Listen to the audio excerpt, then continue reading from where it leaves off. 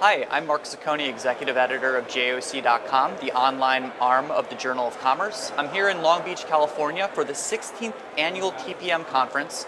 I'm joined here from the Port of Tampa with Paul Anderson.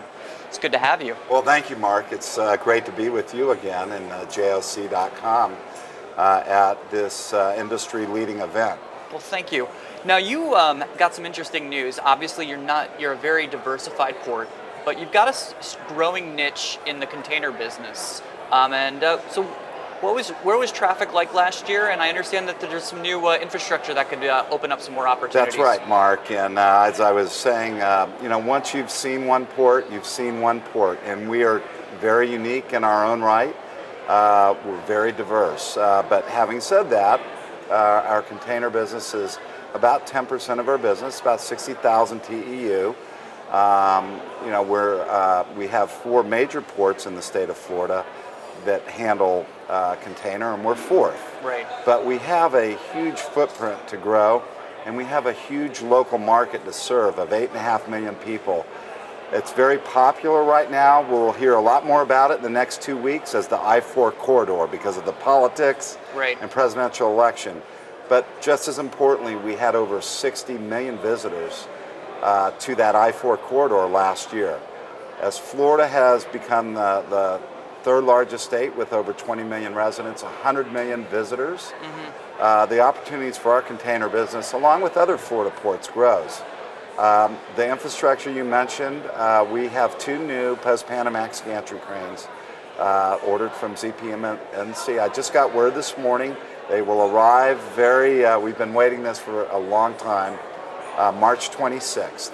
So yes, we have a niche container business we're looking to grow, and we think that it's not a very short-term growth. We have a long-term growth strategy. Now, with these, you've got 2 weekly services here. What are these new cranes going to allow you to do in terms of ship handling, and what could that mean for future services? So we've had 3 very efficient but older cranes, and they were small, so we were limited in the ship size. We can handle about 4,000 TEU vessels. This will more than double the size of the vessels that we can handle. 8,500 TEU vessel that will be a workhorse we see in the transloading, transshipment. That'll happen in the north-south trades. It'll take Asian cargo, either from Panama, Freeport, Kingston, Calcedo, even Mariel, and be able to come into the Gulf of Mexico. So now we can compete with some of the other ports around the Gulf that before we couldn't handle. I've been very open about the investment in these cranes to my board, our community. I said I cannot promise you one new carrier if we buy these cranes, but I can promise you we will never get another carrier unless we have these cranes, because we were physically limited due to the cranes we had. So it's very exciting for all of the carriers out there watching this. We'll be coming to revisit you and show you the business case for coming to Port Tampa Bay. Now, you've got these 2 weekly services that are getting the Asian cargo from the transshipment hubs in the Caribbean. You were mentioning a little bit in our conversation before about kind of gunning for maybe some direct Mexican service, similar to what Miami's been able to do. Right. We see Mexico as a very large market opportunity, cross-Gulf service for Tampa. If it makes sense for Miami, it certainly makes sense for Tampa. I would say this, we work very closely together in our ports in Florida. It's sort of unique. Our governor has invested about $1 billion of infrastructure dollars, including with these post-Panamax gantry cranes we're receiving. They invested half. Nice. We provided the other half. So we're going to be going to Mexico as a group of ports with our governor to make the business case for cross-Gulf services to both our East Coast and our Gulf Coast ports. Panama City also has an existing service that is a Gulf service. So the other component of that is the emerging and growing manufacturing of automobiles. So we see Ro-Ro as a very good opportunity.